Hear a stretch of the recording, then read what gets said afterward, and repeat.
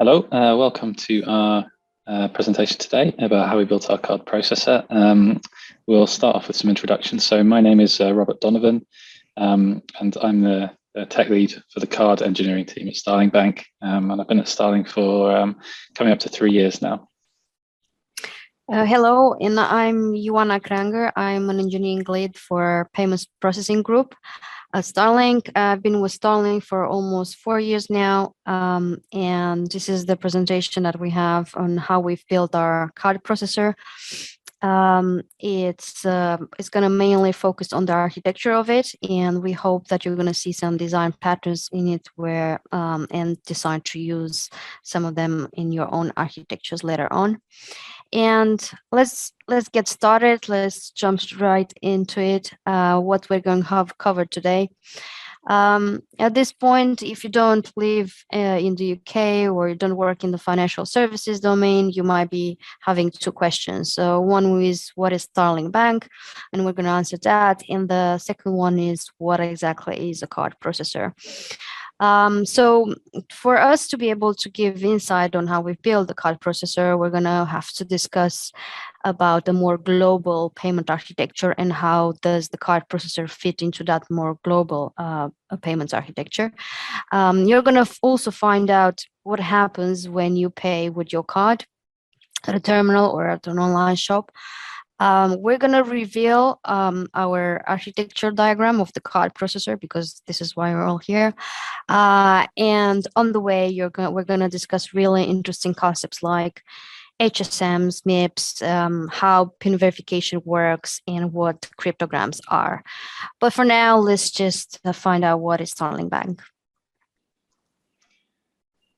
So for those of you who don't know us, Starling is a digital bank. So you can see our lovely app here. And we've won Best British Bank for 4 years in a row. And as we said today, we're going to be talking about our cards that you can see here. So just to give some perspective on the scale of the bank, we currently have 2.8 million accounts with £8.4 billion worth of deposits in them. And from a card volume perspective, we currently process just over 2,000 authorizations per minute on average, which is around 33 per second. But as you can imagine, our numbers are going up very quickly every day. So we need to be able to scale upwards quickly. So what is a card processor? Jonid. Yes, sorry. So this slide promises to answer this question.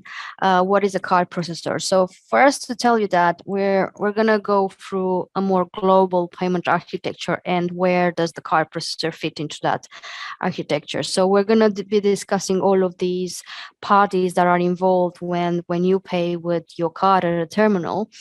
And after we explain all of these systems, we're gonna give a very simple example of a card authorization message. So let's start with merchant. Merchant is the company that you buy from. So this is Amazon or Pret a Manger.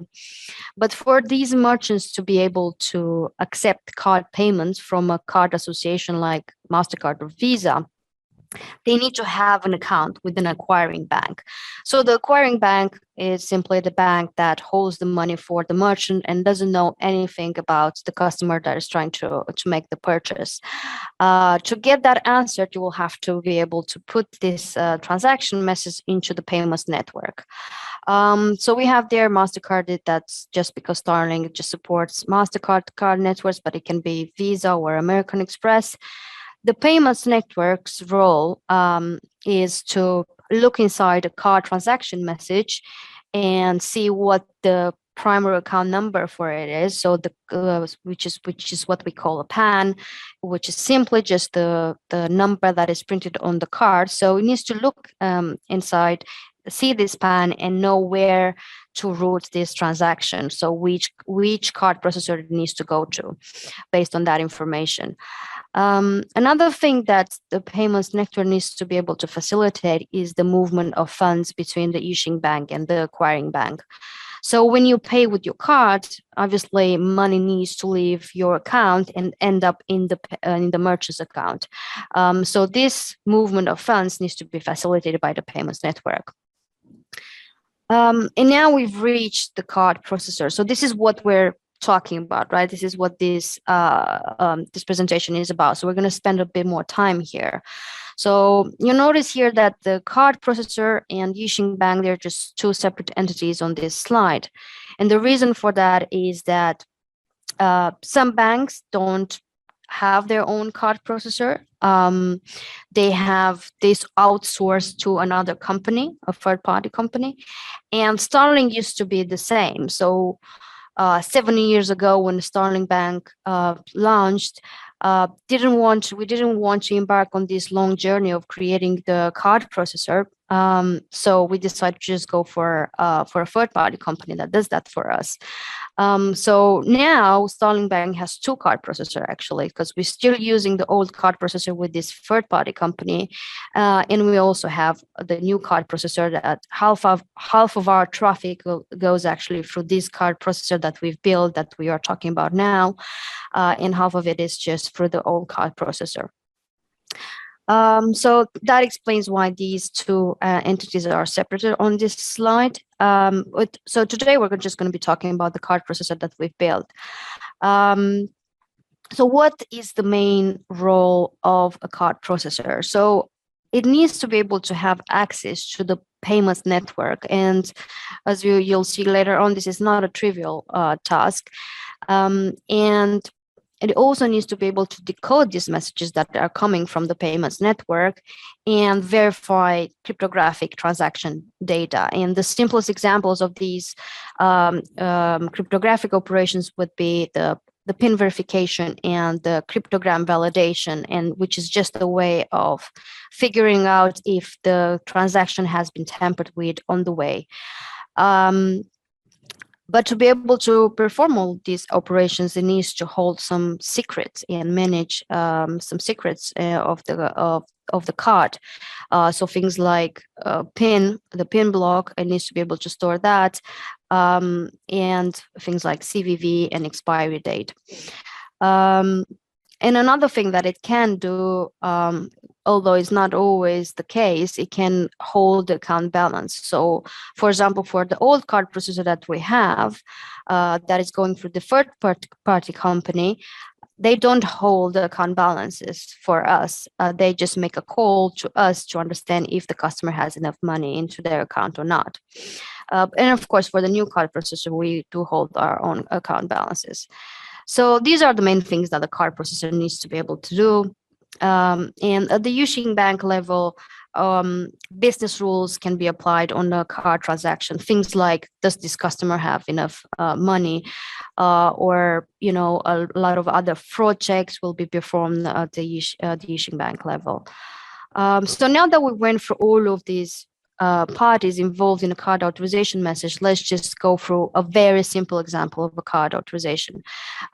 So Rob here is not only an excellent coder, but he is also a great musician. And his favorite merchant is Denmark Street. So he goes to Denmark Street and he wants to buy himself yet another very expensive guitar. So because it's a very expensive guitar, he can't just tap into the terminal. He will have to put his card in and enter the PIN. This is what we call a chip and PIN transaction. Chip because the card, some of you might not know, the card has a chip, and PIN because he has to enter his PIN. So what happens with the transaction afterwards is gets packed by the terminal and sent over to the acquiring bank system. So we have there Barclays. We don't know if Barclays is actually the acquiring bank for Denmark Street, but you're very welcome, Barclays, for the free advertisement. So what Barclays will need to do is, well, it doesn't know anything about Rob because Rob doesn't have account with them. So it won't actually put any money into Denmark Street's account. It will send it over to the payments network. So it will mark as this card transaction being in flight for Denmark Street and then put it into the network. So the network in this case is MasterCard, because Rob has a MasterCard card. And what MasterCard will do, it will look inside the transaction. It will see what is the card number that is printed on the card, and it will figure out that this transaction needs to be routed to the Starling card processor that we've built. So it reaches the card processor, and here, we're gonna do all of the verifications that we need to do, like we're gonna verify that Rob remembered correctly his PIN, and we're gonna also figure out if the transaction has been tampered with on the way. We're gonna also verify other things here, and also business rules like, does Rob have enough money into his account, or maybe in the past Rob has decided that to remove any temptation from buying more guitars from Denmark Street, he decided to just block this merchant. So we're going to verify that here as well. We're also going to do some fraud checks. So is this transaction likely to be fraudulent or not?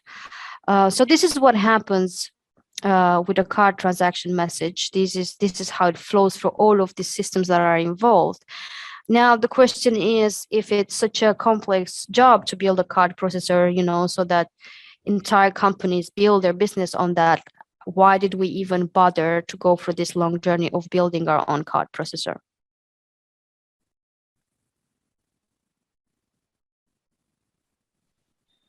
So there are a few reasons why we decided to embark on this project.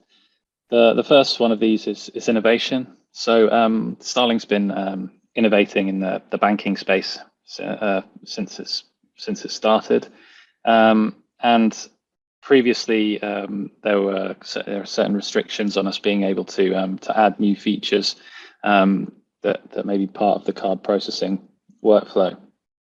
And so we really wanted to be able to bring this functionality in-house so we could create new products where we're in control of them from the moment they leave the MasterCard network.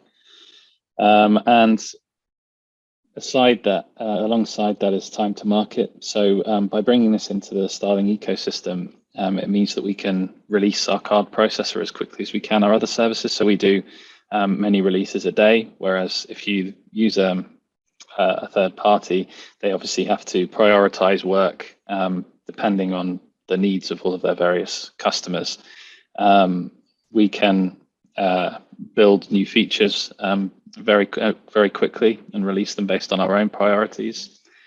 And if bugs come up, then we can also fix those very quickly. And that brings us on to resiliency. When issues do come up, again, with a third party, they have to manage that incident across all of their customers. And we can very quickly identify the problem and release fixes or even mitigations on our side. But also there's this fact that MasterCard only give the issuing bank 7 seconds to respond to a card authorization. If you take longer than that, then MasterCard will make a decision on our behalf, depending on rules that we have set up with them. So by bringing this in-house, that gives us the full 7 seconds to respond, whereas using a third party, we generally get a much more restricted amount of time to execute our business rules. And finally, there's the kind of obvious one, which is a long-term cost saving. So by having this in-house, it means we don't have to pay contract costs. And it means that the interchange fees that MasterCard give us for each transaction, we can keep all of those. We don't have to give a percentage to a third party. So what are the technical challenges on this? So the first one is that we're going to need some boxes sitting in a data center for this, firstly to connect to the MasterCard network, and also for our security purposes. So we have these physical boxes, but we need them to be able to talk to our microservices architecture that's running in the cloud, which is where we have all of our very fast release cycles and resiliency and all of that stuff. Next is security. So we're now going to have to start storing sensitive data from our customers that we didn't previously need to store. Previously, that was the third party's challenge to store that data securely. There's a huge amount of complexity in building a card processor. This is because of the sheer number of permutations that you can get in terms of types of messages that you have, how you have to handle those messages depending on certain jurisdictions and regulations, different parts of the world. We have mobile wallets, online transactions with 3D Secure, as well as terminal-based transactions and all of these sorts of things. And finally, we want to make it so that if customers do encounter issues with card payments, we can very quickly identify where those issues are occurring and understand them quickly so that we can fix them if necessary, or at least communicate to the customer what's happened. So what's the Starling technology stack? So I mentioned we have things running in the cloud. So we currently run everything on AWS. We were using containers and EC2 instances, but we're moving stuff over to Kubernetes now. We use infrastructure as code, so in the form of Terraform, for example. And our infrastructure team's done a brilliant job of this and really put the power into the hands of developers for releasing infrastructure changes. So we can now make infrastructure changes as quickly as we can, and standard service changes, which is fantastic.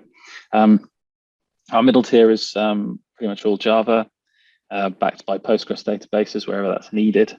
And communication is generally RESTful, but we have some stuff that's also just protobuf with Netty, usually for performance reasons. And we have a lot of this in our card processor. And finally, the big mantra at Starling for our technology stack is keeping things simple. As you can see, this is not a complicated, long list of hundreds of different technologies. We're very careful about introducing new pieces of technology into the ecosystem. Whenever you do that, you have to spread the knowledge throughout the engineering team, such that if you do have issues, then anyone is able to solve those problems. And also it often just introduces new points of failure, new things that can go wrong. So this stack's worked perfectly well for us for years. So resiliency is often achieved simply through ensuring that these RESTful calls or kind of RPC calls are idempotent. And that means that if a service becomes unavailable, the upstream service can just asynchronously retry for as many times as it wants and not worry about any nefarious effects of a call being made twice. So with all that in mind, let's delve into the card processor architecture. Cool. So this is the slide that you've all been waiting for. This is the architecture diagram of the card processor. We're going to divide it into three main parts. So we're going to talk about it individually. So what we have on the left is the Starling data center. So this is where we keep all of the hardware equipment that we absolutely needed to have to be able to build a card processor. And I'm coming back to that one. Right to the Starling data centers in this diagram, there are two VPCs in the cloud. So this is what we have in the cloud. The one in the middle is called Zero Trust VPC. This is where we perform all of our cryptographic operations. So things like the PIN verification or the cryptogram validation, this is all happens here. The reason why we call it Zero Trust, and it might be different concept for other people. We call it Zero Trust because there's zero trust between the microservices that live in here. So, for example, to be able to communicate between each other, two microservices, we need to be very explicit and write infrastructure code to say that this communication is allowed. And as a tiny implementation detail on how we've achieved that, we used AWS feature called NACLs, so Network Access Control Lists. So, for example, if we were to pick on two microservices in here, like MasterCard Service and tokenization, MasterCard Service is able to initiate and get responses from the tokenization service, but the tokenization service cannot initiate requests to the MasterCard service. It can only respond to MasterCard service.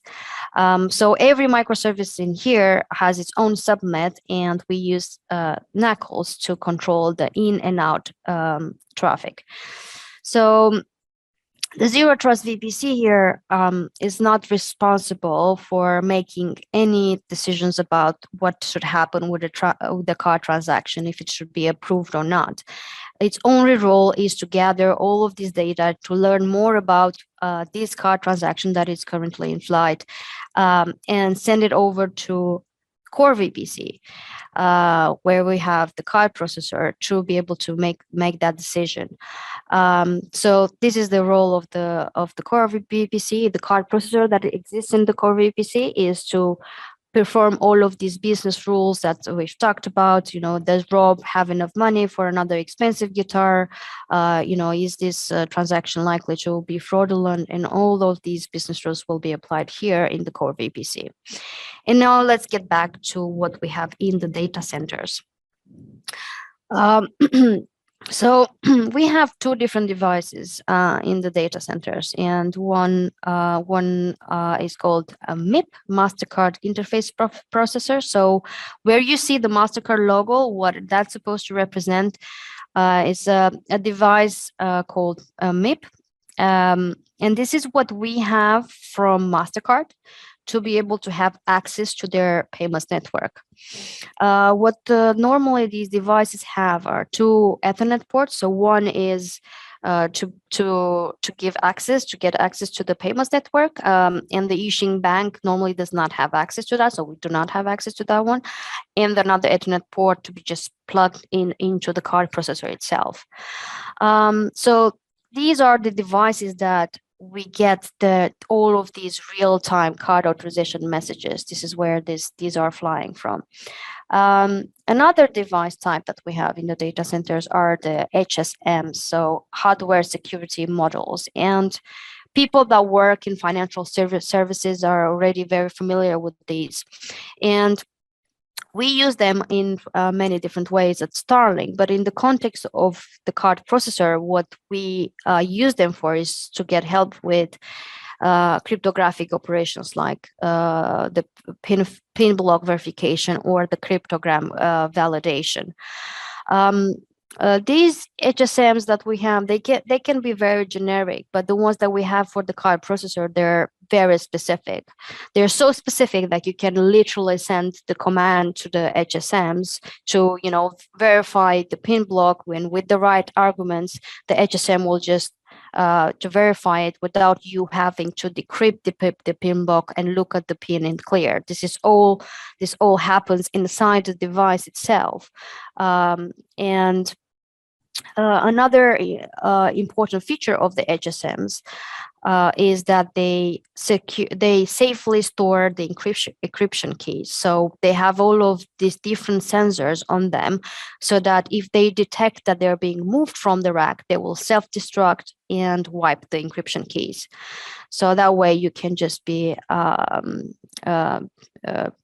certain that your encryption keys are just very safely stored. Cool. So this is about the Starling data centers. We have obviously multiple data centers across UK, and we multiple MIP devices and multiple HSMs for redundancy and resiliency. But because we've mentioned these commands that we can just send to the HSMs, let's get a little bit into more detail about these PIN verification and cryptogram validation commands that we've talked about. So when we talk about pins, you'll normally think about just the four numbers that you put in, or sometimes more if you're in other parts of the world. When we send pin blocks around, when they're in the clear, they're actually in this pin block format. And the reason for the pin block is to cryptographically tie the pin itself to the customer's account number that's on the front of the card. The reason for doing that is that if if you're using a symmetric key for encrypting the PIN, you don't want two different customers having the same PIN. You encrypt them, and then you could see that they're the same. So to avoid that, we have PIN blocks, and there are a few different formats of PIN block. The one that I'm going to talk about is the one that we use, which is ISO 0 format. And it's a very simple algorithm to do this. So we start off with this here. So this is just the length of the pin followed by the pin itself, and then some padding of 15s. This is all interpreted as hexadecimal. And then we take the customer's account number and the 12 rightmost digits on that, and left pad that with zeros.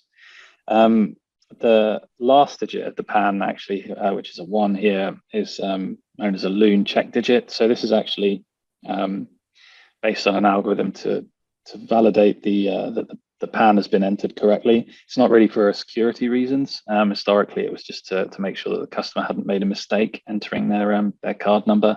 But it's just kind of an interesting little fact there. And to create the PIN block, we just take these two elements and we XOR them to get the PIN block. So when we talk about the encrypted PIN and passing the encrypted PIN around, we're actually talking about this PIN block. So how does the chip actually talk to the terminal? So when your card comes in contact with the terminal, or within a certain distance, if it's contactless, the terminal induces a current on the chip, and the chip has a very small operating system that runs on it. And that operating system supports a bunch of applications, which are effectively functions. Just take some bits as argument and spits them out. And so the terminal can select one of these applications to run and provide information based on what the customer's entered, for example.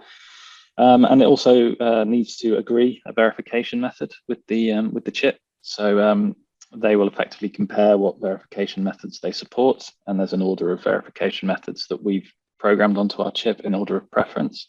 So an example for verifying the card holder would be for them to enter a PIN.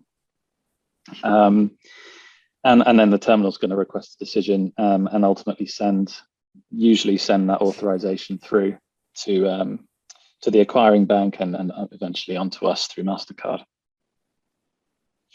So there are actually two different versions of your PIN. There's the one that's stored on your card itself. So there's also a secure element on your card, similar to a very, very tiny little HSM on your card. And there's the online PIN. But we'll start off with the online PIN verification. So this actually happens in quite a lot of cases, because the terminal will only go online based on certain rules that we've set on the card. So that might be because it's above a certain value, or it's we deemed it to be higher risk because it's cash related, for example, withdrawing cash at an ATM. But a lot of the time it will just validate the PIN offline. So that means that it's going to start by getting the public key from the card. It then takes the PIN that the customer's entered into the terminal and creates a PIN block from it using the account number. It encrypts that using the public key that it got from the card. And then it issues a verify command, which is where the card is going to compare that with the PIN block encrypted under the private key that's stored on the secure element.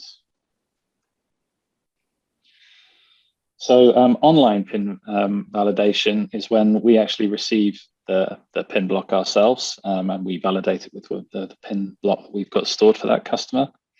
And really this process just involves passing around the PIN block through different parties encrypted with different keys. So we start off with the terminal that encrypts the PIN block under a key that is owned by the acquiring bank. The acquiring bank receives that, and then it's going to translate it under a different key. And that's a key that the acquiring bank will have exchanged with MasterCard. So MasterCard receive the PIN block encrypted under the acquirer's key, and we've also done an exchange with MasterCard with our own issuer key. So MasterCard then translate the PIN block to be encrypted under that key, which is how we receive it. And we also have the customer's PIN block stored under a separate key. So we can take these two things. We can take the PIN block that we've got stored, encrypted under key B, and the one that we got from MasterCard, send them into the HSM and ask the HSM to tell us whether they match or not. So the HSM does its decryption and comparison all inside its secure housing, so we never have to see it in the clear anywhere. The application cryptogram is an element of chip transactions which is to protect against tampering. So the way this works is that the terminal will ask the card to generate an application cryptogram. So it'll pass it certain information that's on the transaction, such as the transaction amounts, for example. And the card's going to take that information and encrypt it using another key that's stored on its secure element. And the terminal then packages all of that up and sends it through to us. So we receive the transaction details, and we also receive this encrypted block that we call the cryptogram, which contains the same details. And so we can send that to the HSM and it will compare the values, and we can decline if any of those values don't match, which indicates that it's been tampered with. There's also a transaction counter in this block that we can use to prevent replay attacks. So that's kind of some of the main sort of cryptographic operations that we perform as a card processor. So let's head back to the architecture. Cool. So now that you've delved in the fascinating world of HSMs, we're going to go back to the Zero Trust VPC and what we have in there. And we're going to talk about what's happening in each one of the microservices that live in here. So the first two ones, the two edge services that we have, they're MasterCard Service and HSM Service. So MasterCard Service, its main role is to accept messages from the MIPS and be able to decode them. Card payments are globally have to comply to a specific format called ISO 8583. So all of these card payments are coming into this format, and card association have different implementation of this. So Visa will have its own implementation, and MasterCard will have a different implementation. Now, for MasterCard specification, what we had to do here in this MasterCard service is to decode all of these messages according to that manual. And it was, well, just as a side note, it was really hard work because this manual has over 1,000 pages that we had to read, understand, and then implement. So a lot of hard work went into this MasterCard service. But how does the MasterCard service even get the data from the MIP?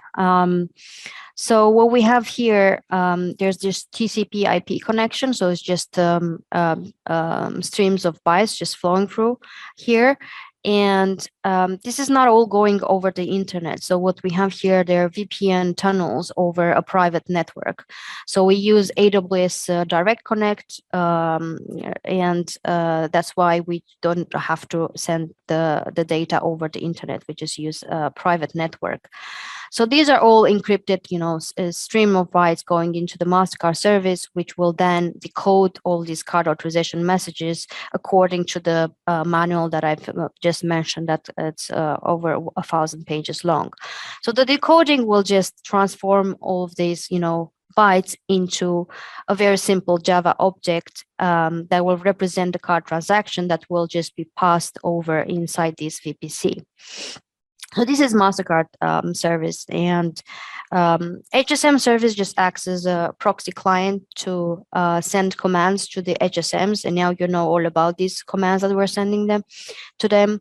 So it's the PIN verification and the cryptogram validation, and it's the same principle as the MasterCard service. There's also TCP/IP connection between them, and we use NetIO framework to get help with managing all of these network messages that are coming from the MasterCard or from the MIPS or from the HSMs. And another thing about the HSM service is to be able to send all these commands to the HSMs, it will need it will need specific data like the pin block, the encrypted pin block, or the track data and so on. So it doesn't have a database, so it will have to go to some other services to get these the secrets from. And you'll see that this is done only if HSM service holds some access tickets that it got from other services, and if only those tickets are valid, it will be able to get this data from the safe services and be able to perform its commands. So this is all about the edge services that we have. Now let's look what happens next after we've decoded a card transaction message coming from the MIP. What happens next to the card transaction? So the next step in the process is to gather the results of the cryptographic validation.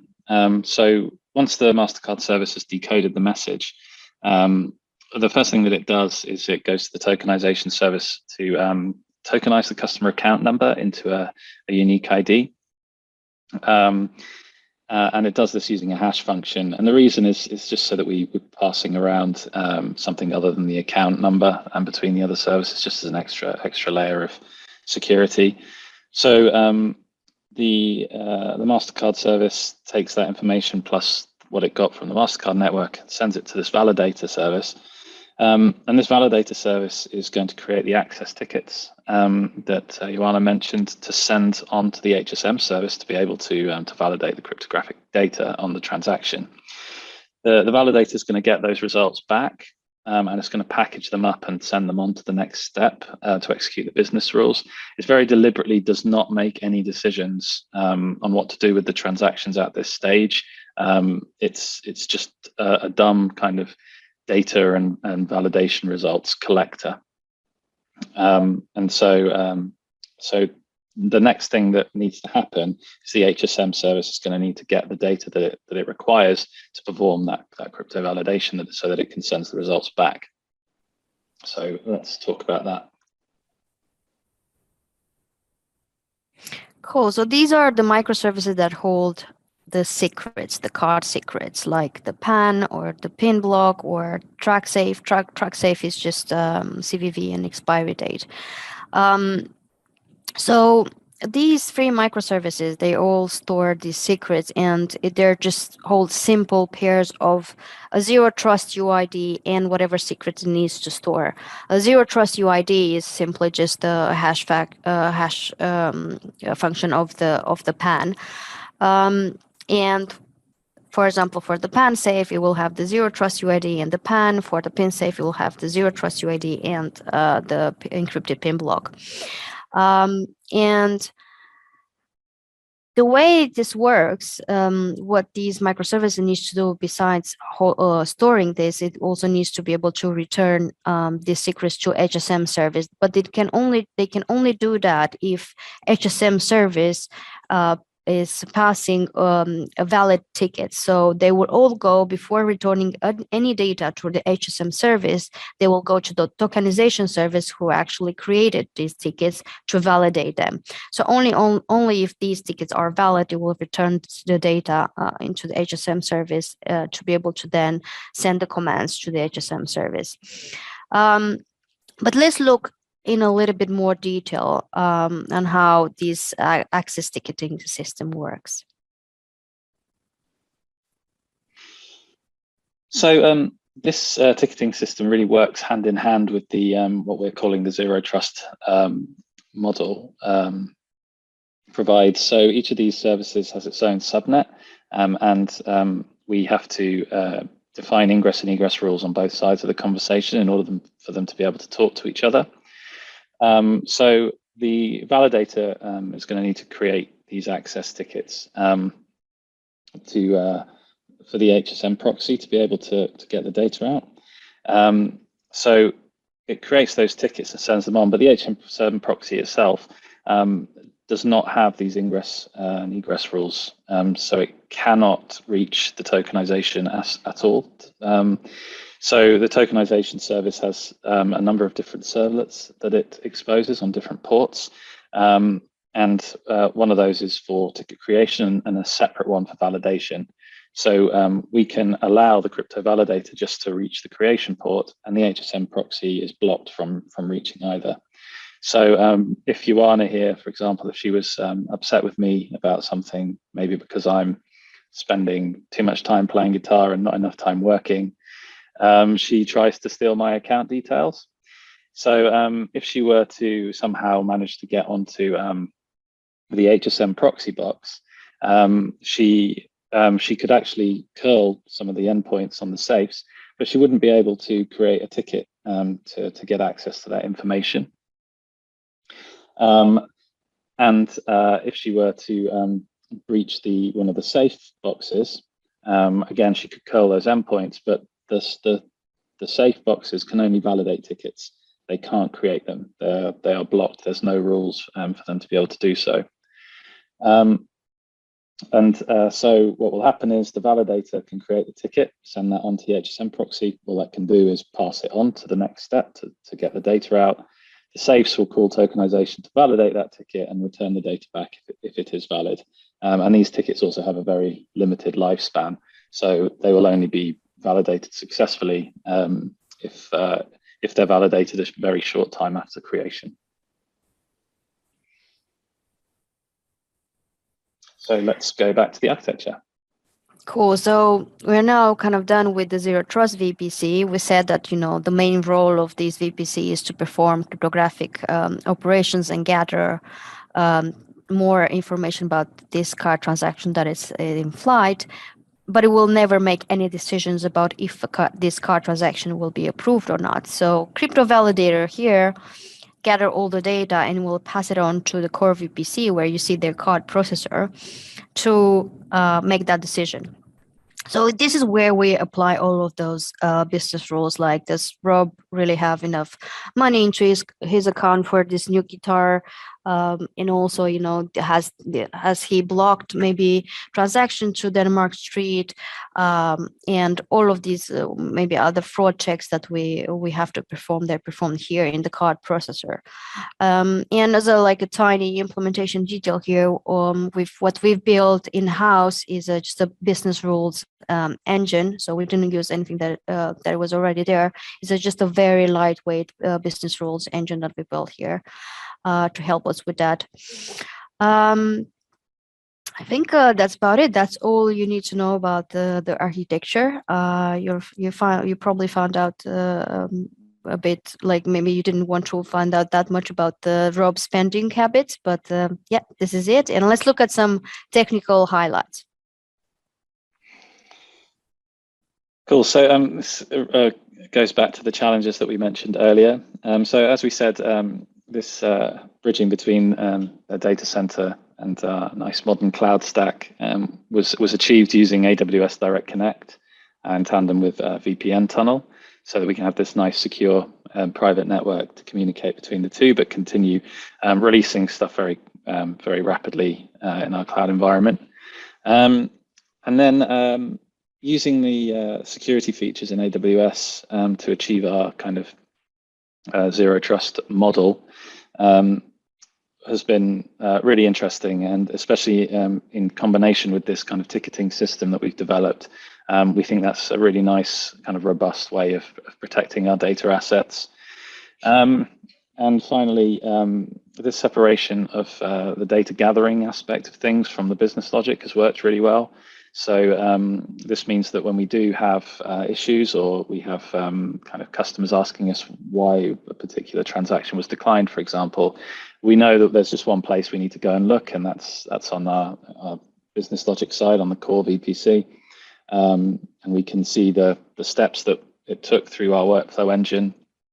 And the zero trust side of things kind of just sits there and does its crypto stuff and kind of just works. So we don't really have to touch that at all, which is great. We don't have to look in loads of different places when we're trying to debug these things. So that brings us to the end. Thank you very much for watching, and we have some time for questions. Thank you.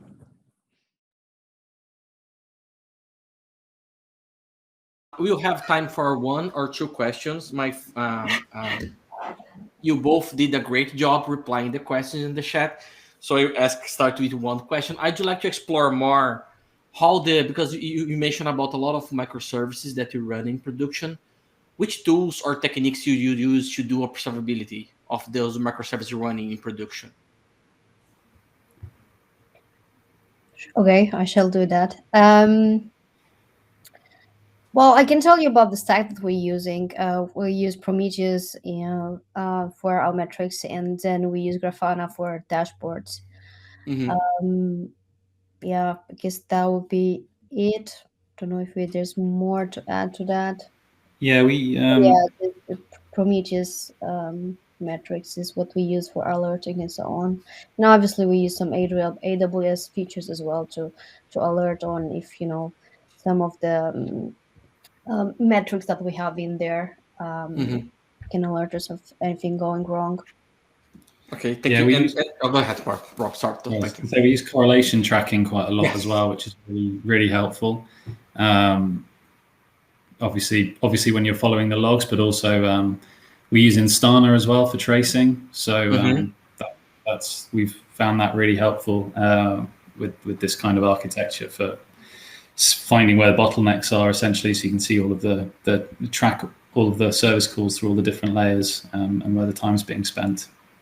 I see. Thank you. And before jumping for my last question, I would invite everyone to join Ioana and Rob in a breakout room session. They will be there exploring any topic that you want. And the last question would be, you talked about a time that you do migration that you're running your solution and also the third-party vendor solution. I'd like to ask how you organize, because imagine that I assume that from the terminal point of view, the payment terminal will be a different latency for both services. Do you have any strategy to route part of the traffic for one or for another, depending especially on the latency that I cannot control in a third-party provider? I mean, the routing is done by MasterCard itself. So when you set up a card processor with MasterCard, you'll get that. So initially, when we had the third-party provider, that was one setup that we had with MasterCard. So and that is based on the card number. So the card number and the bin range will tell you exactly what card it will go to. So there's nothing that we can do on the fly to route them to the new card processor. So for example, if you were to move everything, if you wanted to move the traffic or all of the traffic to the new card processor, what you have to do is reissue all of the cards into the bin that you have set up with MasterCard, so that the traffic will be routed by MasterCard itself to the new card processor. So it's a high cost to do it. To the bank. Okay, thank you so much. Thank you again for your time on this presentation. It was really helpful. I take a lot of notes here. And see you everyone in the Hangout session. Thanks very much. Thank you.